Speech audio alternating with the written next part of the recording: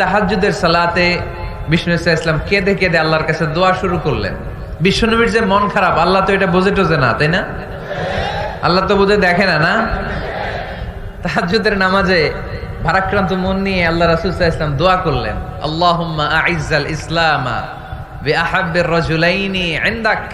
আল্লাহ, মক্কার দুইটা লোকের নাম তোমার কাছে বলবো আজকের তাহাজ্জুদের মুনাজাতে।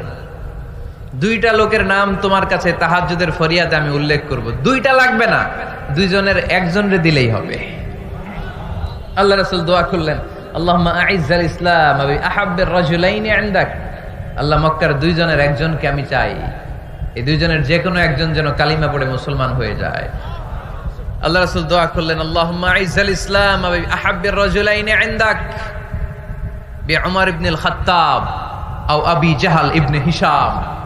আল্লাহ, হিশামের বেটা আবু জাহেল এরে দাও,